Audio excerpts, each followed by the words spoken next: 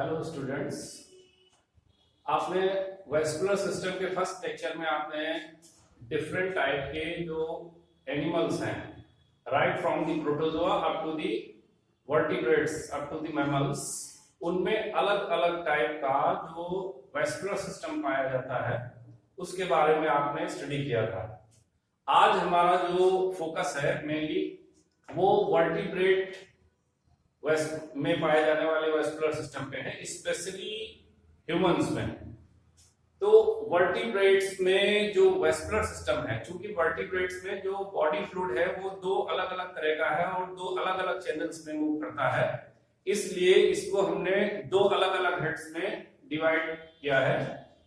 First है blood vascular system और दूसरा है लिम्फेटिक सिस्टम।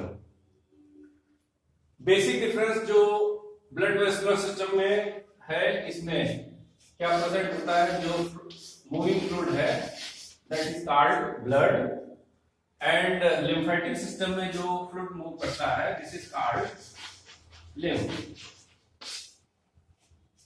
दोनों ही फ्लूइड्स में जो सबसे बेसिक डिफरेंस है, जो ब्लड है इसमें रेड ब्लड कार्पल्स पाई जाती हैं, जिसकी वजह से इसका जो कलर है वो रेड होता है, जबकि लिम्फेटिक सिस्टम में पाए जाने वाले लिम्फ में आरबीसीज नहीं पाई जाती, डब्ल्यूबीसीज पाई जाती हैं, इसलिए इसका जो कलर है वो व्हाइट होता है। इसके अलावा भी कुछ बेसिक डिफरेंसेस हैं, जैसे ब्लड में क्लॉटिंग प्रोटीन्स पाई जाती हैं, इसलिए ब्लड बहुत जल्दी क्लॉट कर जाता है, जबकि जो लिम्फ है इसमें क्लॉटिंग प्रोटीन्स एब्सेंट होती हैं, इसलिए इसके क्लॉट में टाइम लगता है। एक और मेजर डिफरेंस है दोनों में, इसकी जो फंक्शनिंग है, जो ब्लड है ये बेसिकली ट्रांसपोर्टेशन का काम करता है और जो लिम्फ है ये डिफेंस सिस्टम में ज्यादा मदद करता है। तो इस तरह से दोनों में ही बेसिक डिफरेंस है। अब ये जो ब्लड वेस्कुलर सिस्टम है इसको आप दो हेड्स में डिवाइड कर सकते हैं, blood and the vascular system.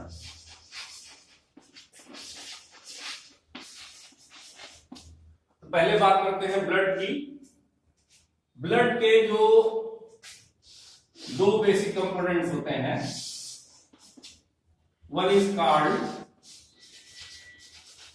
Plasma and second is form elements, या इनको ब्लड कार्पल्स भी कह देते हैं।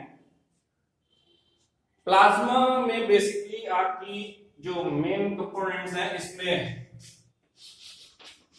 90 to 92% वाटर होता है,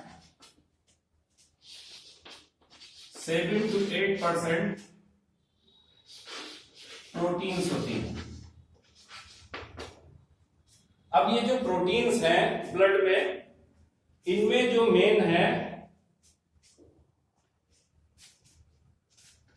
ये है प्रोथ्रोम्बिन,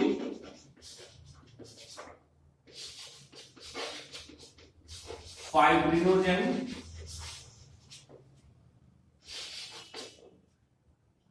इसके अलावा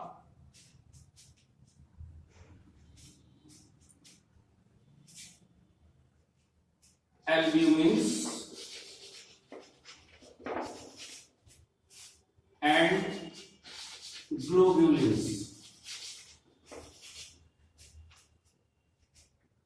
इनमें से जो फाइब्रिनोजेन है this is the largest protein present in the blood, whereas the albumins are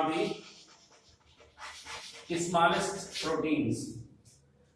proteins के अलावा ब्लड में, जैसे कि हमने आपको डेफिनेशन में बताया था, इसमें जो आपका न्यूट्रिशनल एलिमेंट्स होते हैं वो भी मूव करते हैं। इसके अलावा इनऑर्गेनिक सब्सटेंसेस भी होते हैं, डिफरेंट टाइप के साल्ट्स होते हैं, बाइकार्बोनेट्स, आयंस होते हैं, ये सभी ब्लड में के प्लाज्मा में प्रेजेंट होते हैं। जो फॉर्म्ड एलिमेंट्स हैं ये बेसिकली तीन तरह के होते हैं।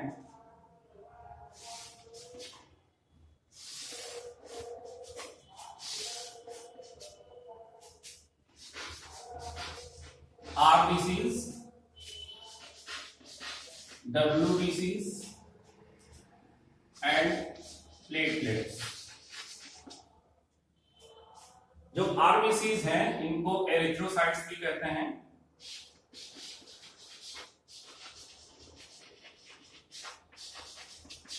जो डब्ल्यूबीसीज हैं ये ल्यूकोसाइट कहलाती हैं, और जो प्लेटलेट्स हैं ये थ्रोम्बोसाइट्स कहलाती हैं। यहां पर एक चीज क्लियर कर दे, ये जो टर्म है ये तीनों ही एरिथ्रोस मीन्स होता है रेड कलर, चूंकि ये आरबीसीज इनमें हीमोग्लोबिन नामक जो रेस्पिरेटरी पिगमेंट है वो पाया जाता है और वो रेड कलर का होता है, जिसकी वजह से ये रेड कलर की होती हैं, इसलिए इनका एक नाम एरिथ्रोसाइट्स भी है। ल्यूकोज मीन्स होता है व्हाइट, चूंकि इनका कलर व्हाइट होता है इसलिए इनको ल्यूकोसाइट्स भी कहते हैं। जो थ्रोम्बोसाइट, इसमें से ये जो थ्रोम्बो वर्ड है ये थ्रोम्बस से लिया गया है। जिस समय कभी जो आपकी ब्लड कैपिलरीज हैं उसकी एंडोथेलियम में कभी डैमेज हो जाता है तो प्लेटलेट्स वहां पर जाकर इकट्ठा हो जाती हैं और एक क्लम्प सा बना लेती हैं, उस क्लम्प को थ्रोम्बस कहते हैं। तो ये जो थ्रोम्बोसाइट वर्ड है ये वहीं से लिया गया है। अब इसमें स्पेसिफिक प्रोटीन्स होती हैं जो क्लॉटिंग में काम आती हैं, थ्रोम्बिन। तो ये जो नाम है इनके कैरेक्टरिस्टिक फीचर की वजह से नाम है इनके। आरबीसीज, ह्यूमंस में जो आरबीसीज होती हैं ये ई न्यूक्लिएटेड होती हैं।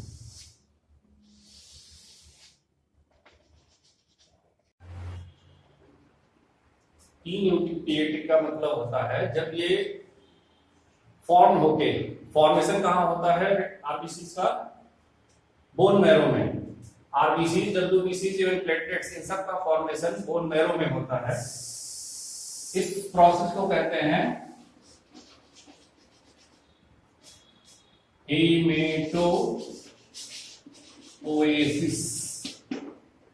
तो जिस समय आरबीसीज की सिंथेसिस होती है तो उस समय अर्ली स्टेज में इसमें न्यूक्लियस प्रेजेंट होता है, लेकिन जब ये फॉर्म होके कैपिलरी के थ्रू सर्कुलेशन में आ रही होती है, मान लीजिए ये बोन मैरो है, यहाँ इनकी सिंथेसिस हुई, यहाँ से जब बोन मैरो में आती है उस समय इनका ये जो न्यूक्लियस है ये इजैकुलेट हो जाता है। इसकी वजह से ये ई न्यूक्लिएटेड कहलाती है। इनकी संख्या ब्लड में 2.5 मिलियन पर क्यूबिक एमएम होती है और इनका जो मेन फंक्शन है वो transportation of oxygen and carbon dioxide है। इनमें हीमोग्लोबिन प्रेजेंट होता है जो इस प्रोसेस में मदद करता है। डब्ल्यूबीसीज या ल्यूकोसाइट्स बेसिकली दो तरह की होती हैं, ए granulocytes and granulocytes. A granulocytes further दो कैटेगरीज में डिवाइड कर सकते हैं। इनमें से एक कैटेगरी कहलाती है लिम्फोसाइट्स और दूसरी जो कैटेगरी है ये कहलाती है मोनोसाइट्स। जो लिम्फोसाइट्स होती हैं ये स्मॉलर शेप की होती है और इनका जो न्यूक्लियस है वो ऑलमोस्ट राउंड शेप का होता है। इनका जो साइटोप्लाज्म है इसमें किसी भी तरह का ग्रेन्युलर सब्सटेंस नहीं पाया जाता है, जिसकी वजह से ही ये एक ग्रेन्युलोसाइट्स कहलाती हैं। जो these are called lymphocytes। जो मोनोसाइट्स हैं इनका न्यूक्लियस बीन शेप या किडनी शेप होता है।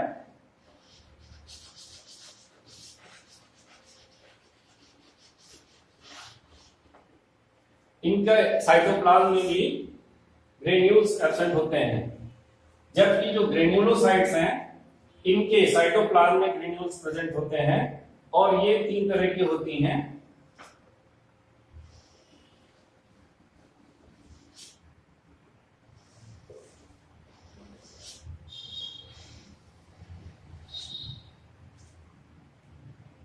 एसिडोफिल्स,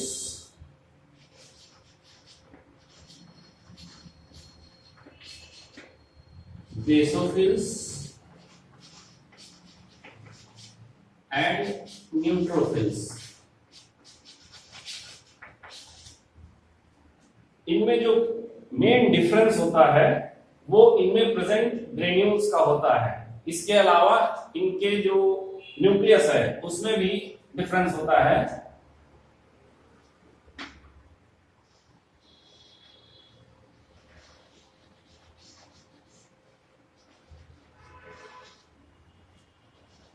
जो एसिडोफिल्स है इसका न्यूक्लियस आरसू शेप का होता है, जबकि जो बेसोफिल्स हैं इनका न्यूक्लियस बाइलोब्ड होता है, जबकि जो न्यूट्रोफिल्स हैं इनका जो न्यूक्लियस है ये मल्टीलोब्ड होता है। इसीलिए इनको पॉलीमार्फो न्यूक्लियर न्यूट्रोफिल्स कहते हैं। इसके अलावा जो मेन डिफरेंस है इनमें वो इनमें पाए जाने वाले ग्रेन्यूल्स का है। जो एसिडोफिल्स हैं इनके जो ग्रेन्यूल्स होते हैं वो एसिडिक स्टेन लेते हैं, और जो बेसोफिल्स हैं इनमें पाए जाने वाले ग्रेन्यूल्स बेसिक नेचर के होते हैं, जबकि जो न्यूट्रोफिल्स हैं इसमें दोनों ही तरह के ग्रेन्यूल्स ऑलमोस्ट इक्वल नंबर में पाए जाते हैं, जिसकी वजह से इनका जो स्ट्रक्चर है वो अलग अलग, तीनों का ही अलग अलग दिखाई पड़ता है। ये जो ग्रेन्यूल्स का की स्टेनिंग है इसके लिए एक स्पेसिफिक स्टेन इस्तेमाल करते हैं। नॉर्मली इस स्टेन का नाम है लेसमान्स स्टेन, जिससे जब ब्लड स्मेयर्स को स्टेन करते हैं उसमें ये डिफरेंट टाइप की ब्लड सेल्स दिखाई पड़ती हैं। ये जो लिम्फोसाइट्स होती हैं इनका फर्दर डिवीजन हो जाता है, और ये बी लिम्फोसाइट्स और T lymphocytes plus natural killer cells के रूप में कैटेगराइज की जाती हैं। जबकि जो मोनोसाइट्स हैं ये सभी डब्ल्यूबीसीज में सबसे बड़ी होती हैं, और ये फर्दर इनका जो मॉडिफिकेशंस है वो हो जाते हैं। इसके अलावा जो ग्रेन्युलोसाइट्स हैं इनकी परसेंटेज अलग अलग कंडीशंस में अलग अलग होती है। नॉर्मल जो इनका काउंट है डब्ल्यूबीसीज का, ये नॉर्मल ह्यूमन में 8 to 10,000 पर क्यूबिक एमएम होता है। अब बात करते हैं प्लेटलेट्स की। प्लेटलेट्स जो है ये एक्चुअली सेल्स नहीं होती हैं बल्कि सेल फ्रेगमेंट्स होते हैं। ये जो इनकी जो मदर सेल होती है ये मेगा कैरियोसाइट कहलाती है। इनकी सिंथेसिस जब बोन मैरो में जैसे आरबीसी की हो रही है, इनकी जब सिंथेसिस हो रही होती है तो मैच्योर मेगा कैरियोसाइट्स आकर इस कैपिलरी नेटवर्क के पास आ जाती हैं, और इनके जो सीटोपोडियल आउटग्रोथ्स हैं वो कैपिलरी नेटवर्क में मूव करते हैं, देन ये यहां से ब्रेक हो जाते हैं। इस तरह से ये सर्कुलेशन में फ्रेगमेंट्स के रूप में होती हैं। तो इसलिए जब ह्यूमंस में जो थ्रोम्बोसाइट्स हैं, मैमल्स में ये कैसी हैं, ये सेल फ्रेगमेंट्स हैं, जबकि जो अदर वर्टिब्रेट्स हैं उनमें जो थ्रोम्बोसाइट्स हैं वो एक्चुअली फुल सेल्स होती हैं, और वहां पर इनका जो नाम है वो होता है स्पिंडल सेल्स। सेल्स हैं इनमें से जो आरबीसीज हैं इनका मेन फंक्शन क्या बताया हमने, ट्रांसपोर्ट ऑफ गैसेस। ये ऑक्सीजन और कार्बन डाइऑक्साइड के ट्रांसपोर्टेशन में मदद करती हैं, जबकि जो डब्ल्यूबीसीज हैं इनका मेन फंक्शन क्या होता है, डिफेंस। ये डिफेंस में मदद करती हैं। किस तरह से, इनकी जो 5 कैटेगरीज हैं जैसा कि अभी आपने डायग्राम में देखा, ये पांचों ही सेल्स अलग अलग तरह से बॉडी का डिफेंस करती हैं। इनमें से जो एसिडोफिल्स, बेसोफिल्स और न्यूट्रोफिल्स हैं, ये बेसिकली सेलुलर डिफेंस का काम करती हैं। जो मोनोसाइट्स हैं, ये मैक्रोफेजेस का काम करती हैं। इसके अलावा ये डेंड्रिटिक सेल्स भी कहलाती हैं। और अलग अलग बॉडी ऑर्गन्स में ये जो इन्वेजिंग पैरासाइट्स या पैथोजेंस होते हैं, उनके अगेंस्ट में बॉडी के प्रोटेक्शन का काम करती हैं। जो लिम्फोसाइट्स हैं, हमने आपको दो तरह की लिम्फोसाइट्स बताई, कौन कौन सी? T lymphocytes and B lymphocytes. इनमें से जो टी लिम्फोसाइट्स हैं, ये फर्दर डिवाइड हो जाती हैं T lymphocyte, killer T cells और हेल्पर टी सेल्स में। जो किलर टी सेल्स होती हैं, ये डायरेक्टली जो पैथोजेंस होते हैं उनके अगेंस्ट लड़ती हैं, जबकि जो हेल्पर टी सेल्स होती हैं वो बी सेल्स की मदद करती हैं in production of the antibodies. B cells, ये जो टी सेल्स और बी सेल्स हैं, इनके जो नाम है, टी वर्ड जो है ये थाइमस से लिया गया है, क्योंकि बेसिकली इनका जो फॉर्मेशन है वो थाइमस में होता है टी सेल्स का। जबकि जो बी वर्ड है, बी लेटर है, ये बर्सा फैब्रिसिस से लिया गया है, क्योंकि इनका जो सबसे पहले पता लगाया गया था वो बर्ड्स की बर्सा फैब्रिसिस, ये जो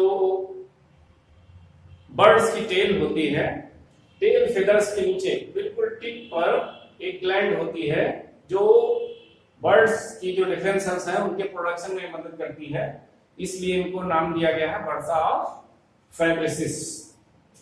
इसके अलावा जो प्लेटलेट्स हैं आपकी, ये किस काम आ रही हैं? ये ब्लड क्लॉटिंग में मदद करती हैं या ब्लड के कोएगुलेशन में मदद करती है।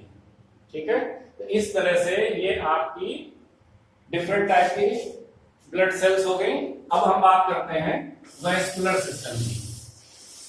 जो आपका वेस्कुलर सिस्टम है, बेसिक कंपोनेंट्स सभी वर्टिब्रेट्स में एक जैसे होते हैं, लेकिन हमारा जो मेन फोकस रहेगा यहाँ पर वो ह्यूमन के रेफरेंस में रहेगा। इसको हम दो हेड्स में डिवाइड कर सकते हैं। Blood vessels and the heart. ये जो आपकी ब्लड वेसल्स हैं, इनके फंक्शनिंग के आधार पर इनको तीन कैटेगरीज में डिवाइड करते हैं। एक कहलाती हैं आर्टरीज, कैपिलरीज एंड वेन्स। जब हम आपको क्लोज्ड सर्कुलेटरी सिस्टम बता रहे थे तो वहां पर हमने आपको थोड़ा सा इनके बारे में बताया था। आज थोड़ा डिटेल में इनको देखते हैं। आर्टरीज, कैपिलरीज और वेन्स, इनमें डिफरेंस क्या होता है? जो मेन डिफरेंस है, बेसिक प्लान तो तीनों का एक ही जैसा होता है, लेकिन जो मेन डिफरेंस है वो इनकी स्ट्रक्चर में है।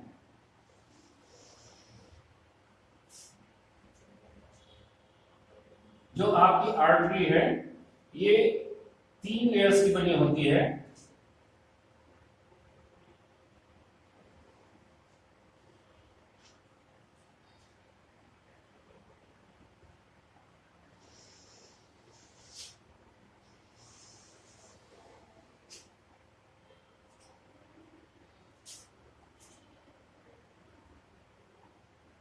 जो सबसे अंदर की लेयर है ये कहलाती है थीका इंटरना या एंडोथीलियम।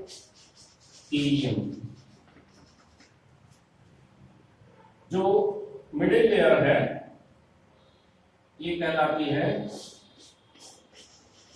थीका मीडिया, और जो सबसे बाहर की लेयर है ये कहलाती है थीका एक्सटर्ना।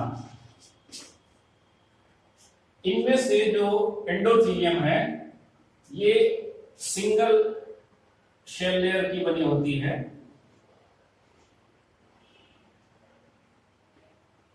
एंडोथीलियम और इसके अंदर एक कनेक्टिव टिश्यू फाइबर्स की बेसमेंट मेम्ब्रेन होती है जिसपे ये सेल्स लगी होती हैं। आपके एंडोथीलियम और जो थीका मीडिया है ये सबसे मोटी लेयर होती है आर्टरीज में, और ये कनेक्टिव टिश्यू फाइबर्स की बनी होती है। इसके अलावा इसमें एक इलास्टिक फाइबर्स की एक सीथ पाई जाती है। जो थीका एक्सटर्ना है ये लूज कनेक्टिव फाइबर्स की बनी होती है। इसमें आपके जो नर्व फाइबर्स हैं वो भी पाए जाते हैं। इसके अलावा ब्लड कैपिलरीज जो ब्लड लेटनी है वो भी पाए जाते हैं। ये एक आर्टरी हो गई। जो वेन है इसका जो इसमें ये जो सेंट्रल कैविटी है ये ल्यूमेन कहलाती है। जो आपकी वेन्स हैं इनका ल्यूमेन बड़ा होता है, जबकि जो इनकी जो मिडिल लेयर है वो कंपैरेटिवली टू आर्टरीज ये पतली होती है।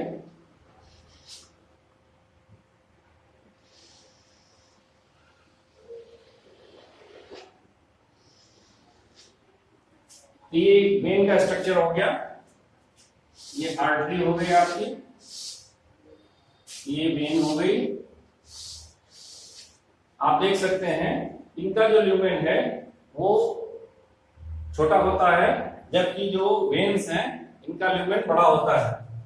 जो कैपिलरीज हैं इनकी जो स्ट्रक्चर है इसमें जैसा केवल एंडोथीलियल लेयर पाई जाती है।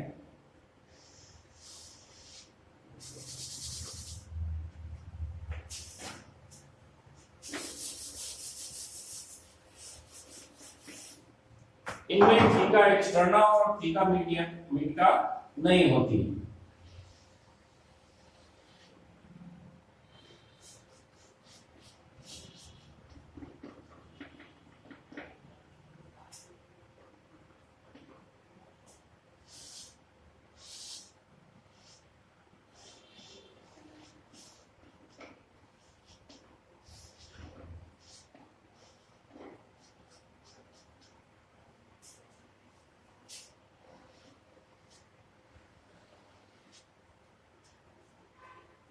अब आप देख सकते हैं तीनों ही ब्लड वेसल्स, ये आर्टरीज हो गई, ये कैपिलरी और ये वेन्स। अब आप समझ सकते हैं कि क्यों, जैसा हमने आपको डबल सर्कुलेशन में बताया था, जो एक्सचेंज है between blood and body cells ये क्यों कैपिलरीज में होता है। क्योंकि आर्टरीज और जो वेन्स हैं ये इनकी जो लेयर्स हैं काफी मोटी होती हैं, थिक होती हैं, और यहां से अब इसके ल्यूमेन में क्या है, यहां क्या होता है, ब्लड होता है। अब इस ब्लड से निकलकर किसी भी चीज को, अगर यहां मान लीजिए ब्लड बॉडी सेल्स हैं या टिश्यू सेल्स हैं, तो इनके बीच एक्सचेंज पॉसिबल नहीं है, क्योंकि यहां से कोई भी चीज निकलकर बाहर नहीं जा सकती और ना ही कोई चीज अंदर आ सकती है। अब चूंकि ये जो कैपिलरीज हैं ये सिंगल सेल्स की बनी हुई इनकी लेयर है और इन सेल्स के बीच में भी गैप्स रह जाते हैं, तो यहां से निकलकर कोई भी चीज बाहर जा सकती है और कोई भी चीज अंदर आ सकती है। इसलिए जो भी एक्सचेंज होते हैं वो कहां होते हैं, कैपिलरीज में, ना कि आर्टरीज या वेन्स में। वेन्स और आर्टरीज में एक और बेसिक डिफरेंस होता है कि जो आर्टरीज हैं चूंकि इनका ल्यूमेन छोटा होता है, तो यहां से जो ब्लड पास होता है उसका प्रेशर ज्यादा होता है, यानी आर्टरीज में ब्लड का प्रेशर ज्यादा होता है, जबकि जो वेन्स है इनका ल्यूमेन बड़ा होता है और इनमें ब्लड का प्रेशर कम होता है। दूसरी चीज ये है कि इनकी जो थीका मीडिया है इसमें इलास्टिक फाइबर्स की जो लेयर होती है वो मोटी होती है, और इसकी वजह से इनकी जो इलास्टिसिटी है, इनका जो डिस्टेंशन है वो कम होता है, जबकि जो वेन्स हैं इनका डिस्टेंशन अधिक हो सकता है। इसकी वजह से यहाँ ब्लड प्रेशर कम होता है और ये ब्लड को वापस लाती है क्योंकि हार्ट की तरफ। तो यहाँ पर ब्लड बैकफ्लो ना हो, इसको रोकने के लिए अगर आप किसी वेन का स्ट्रक्चर देखेंगे, मान लीजिए ये वेन्स हैं और ये ब्लड फ्लो कर रहा है इधर से, तो इनमें वाल्व पाए जाते हैं।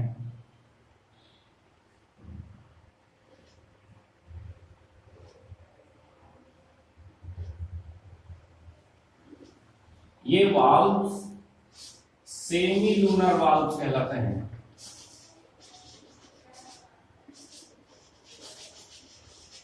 या इनको पॉकेट वाल्व भी कहते हैं। अब ब्लड जो इधर तरफ फ्लो कर रहा है, ये अगर वापस आने की कोशिश करेगा तो ये वाल्व बंद हो जाएंगे और ब्लड के बैक फ्लो को रोक देंगे। तो आर्टरीज में वाल्व नहीं पाए जाते हैं, जबकि जो वेन्स हैं इनमें क्या होता है, सेमी लूनर वाल्व पाए जाते हैं। एक और बेसिक डिफरेंस है, आमतौर पर जो आर्टरीज हैं नॉर्मली इनमें ऑक्सीजनेटेड ब्लड फ्लो करता है, जबकि जो वेन्स हैं इनमें डीऑक्सीजनेटेड ब्लड फ्लो करता है। लेकिन इसका एक एक्सेप्शन भी है, क्योंकि जो पल्मोनरी आर्टरीज हैं इनमें डीऑक्सीजनेटेड ब्लड फ्लो करता है और पल्मोनरी वेन्स में ऑक्सीजनेटेड ब्लड फ्लो करता है। तो ये डिफरेंस बहुत क्लियर नहीं है, इसलिए हम आर्टरीज और वेन्स का अगर एक्सप्लेन करें डिफरेंस में तो सिंपली ये कह सकते हैं कि वो ब्लड वेसल्स जो ब्लड को हार्ट की ओर लाती हैं वो वेन्स होती हैं, और जो हार्ट से ब्लड को बॉडी ऑर्गन्स की तरफ ले जाती हैं वो आर्टरीज होती हैं। इस तरह से ये आपके वेस्कुलर सिस्टम का, ब्लड वेसल्स का कंपोनेंट पूरा होता है। अब नेक्स्ट लेक्चर में हम आपको हार्ट के बारे में बताएंगे। Thank you.